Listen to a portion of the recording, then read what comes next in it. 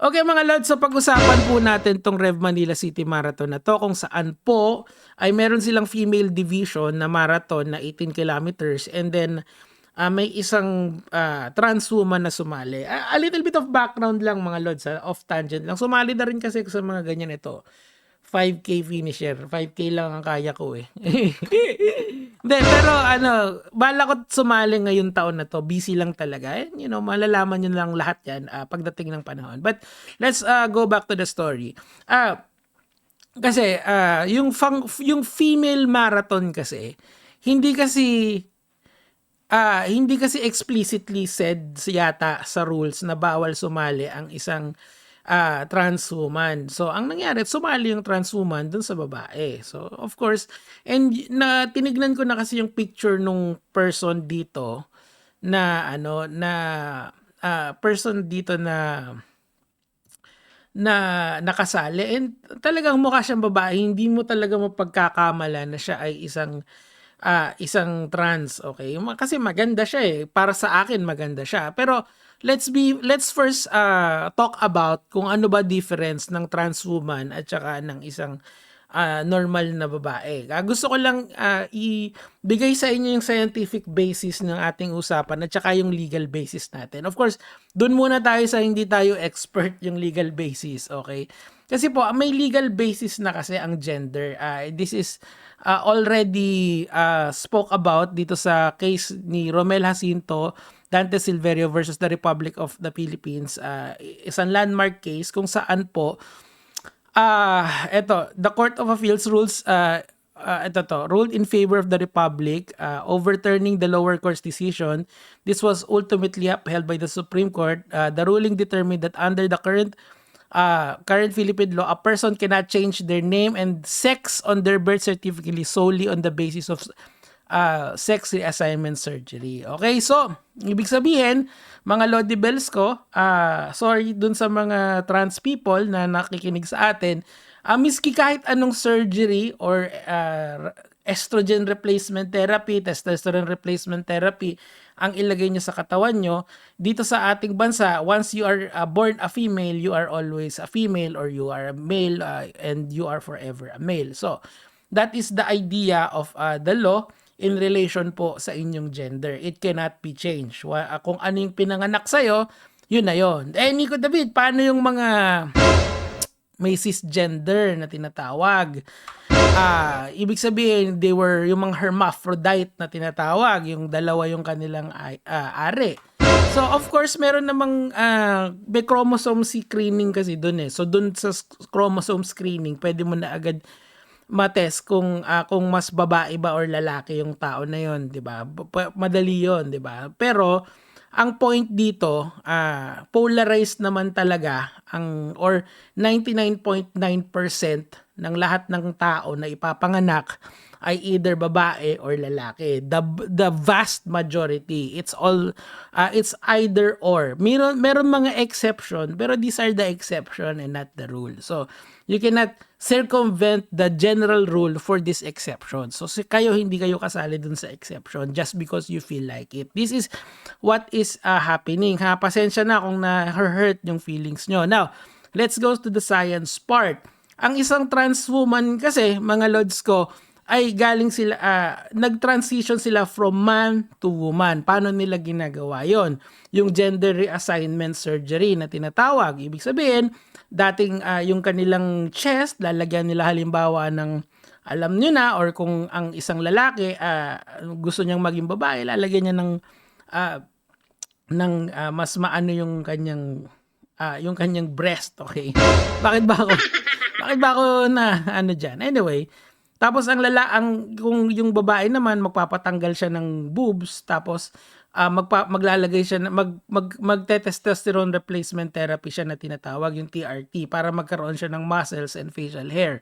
Kasi ang lalaki kasi normally nagpo-produce tayo ng testosterone. So, ang makikita mo, ang isang main feature ng testosterone ay yung facial hair, yan, ganyan, 'di ba? So, ganun talaga 'yon. So, Pero pag naging kapag isang lalaki ka naman na magta-transition ka sa babae, magpapa-estrogen replacement therapy ka. So ang ginagawa nun, minamask niya yung features ng iyong pagkalalaki at mas na-highlight niya yung mga feminine feature mo, mas gentle yung skin mo, 'di ba? Ganon. It's mas softer yung balat mo, tapos yung chest nila karaniwang lumalaki yon because of the estrogen, 'di ba? So these are the scientific way of changing your gender. It's very possible, pero legally speaking, at least in our country, you cannot change your gender legally. Okay, so I hope that clears it up. Now, balik tayo dito sa issue. Ang nangyari kasi, dito kasi female ang dapat lang kasali. Okay, bakit sinabi ko yung dapat lang kasali? Kasi ang definition kasi natin ng genders at the very least ng female is legal female, which is dapat born a female ka.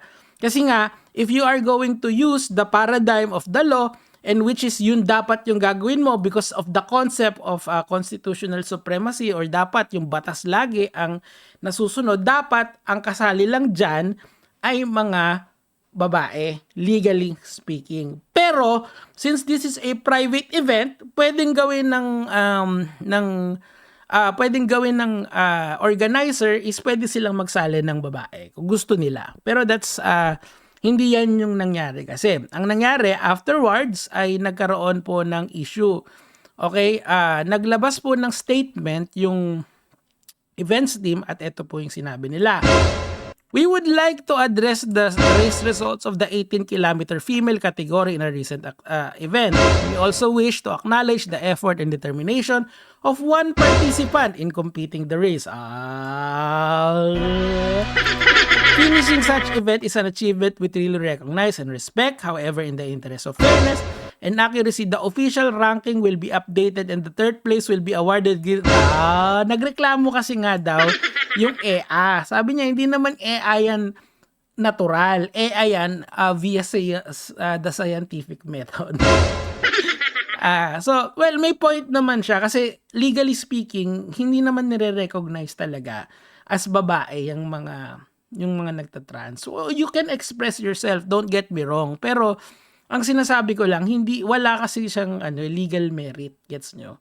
Yung mga ganyan. Pero you are free to express yourself. Hindi ko ako nagiging indiscriminate sa inyo, discriminatory sa inyo. Ang aking basis ay batas. Ayan, no? Romel Jacinto Dante Silverio versus Republic of the Philippines. GR number 174689 yun. 174689. Yun lagi tatandaan ko pag nakikipagtalo ako. 174689. Sabi nga nun. Hindi kayo nire-recognize ng ating, well, that's the law here in the country. Kung meron kayong you can always fight for your rights, yung sa SOGI bill. Pwede naman. I mean, basta maganda yung argumento and let's talk about it. Mas maganda yun. Sabi ko nga kay Gabe, mag-usap kami, ito yung topic debate kami, ready ako dyan. Anyway, adjustment to the final ranking has been made and we have already communicated directly with the affected participant and resolved the matter respectfully. We all take we take full responsibility of the oversight and sincerely apologize for any confusion, frustration, and it may have caused. We are ensuring fairness and integrity in all categories of competition. And to the affected participant, we again offer our heartfelt apologies. Ayun naman pala. Okay, so ayan.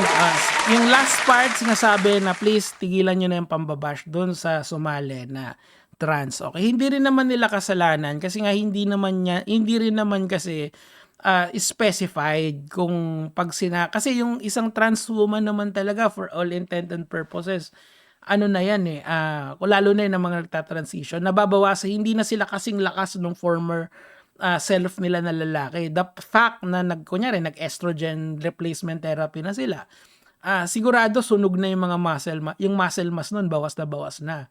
'Di ba? So that's why siguro kaya siya naging second placer lang, 'di ba? Kasi kung tutuusin, kung lalaki sumali diyan, baka mas matindi pa, tsaka mas mabilis. Ang pino-point out ko rito, mga lods ko, let's try to understand itong mga ganitong bagay. Malayo pa tayo dun sa full understanding nito kasi nga nakita ko yung isang Facebook page, binabanatan nila yung trans na EA. So, wag na ganon. Hindi na sapat yun. Magkaroon tayo ng maaayos na argumento patungkol dito. Now, syempre, hindi pa tapos ang storya. Meron kasing chumismis sa akin. Sabi sa akin ni Idol, "Boss, hide my identity." Sabi ko, "Ge." Teka lang. Ito na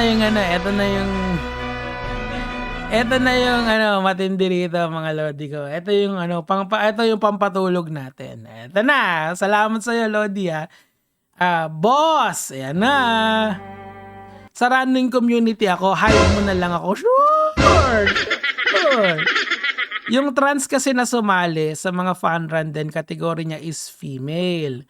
Siyempre, nag-podium ka talaga doon. Kasi nga, inakyat siya na kung mahahanap niyo yung picture.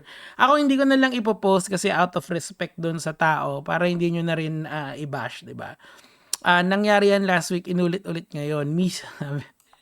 Ang sinasabi ko dyan, kumbaga sumasali kasi daw yung person na ito. Ang tawag ko nga doon grinder Kasi 'di ba pagka nag-grind ka ng marathon para sa medal.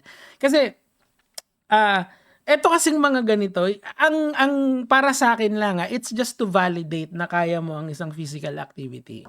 'Di ba? Parang lang yan, parang yung 'di ba pag yung mga bata nakagawa sila lang maganda, you get a star. Parang ganun lang din yan kaso yung adult version. Kasi nga mahirap naman talaga yan. Especially yung mga 18K na yan. Eto pa malala, boss. Nag-grant yung dapat third place na babae nung nakaraan na run. Ayan, gumawa ng action mismo. Eto, ayan. Gumawa na ng action ng organizer. Tapos yan, tapos na yung convo namin. Pero ang pinopoint out niya dyan, mga lods ko, ang pina-point out niya diyan, yung EA na yun, yung trans na EA na yun, sumasali. Maybe kailangan i-specify natin na ang dapat sumali ay kung ako sa kanila dapat magkaroon na lang ng LGBT fan run din para just in case na it feels inclusive also, 'di ba? Lagi na lang sila ng ganoon, 'di ba? 'Di ba? Lamang naman kayo doon kasi bagong demographics 'yun eh. Para lang inclusive tayo.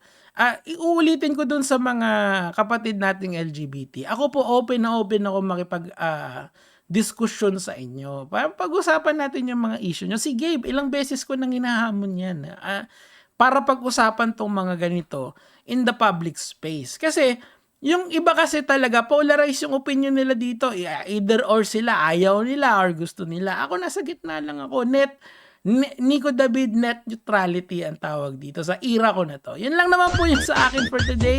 Please, don't hate the person, ha? Kaya mga lods.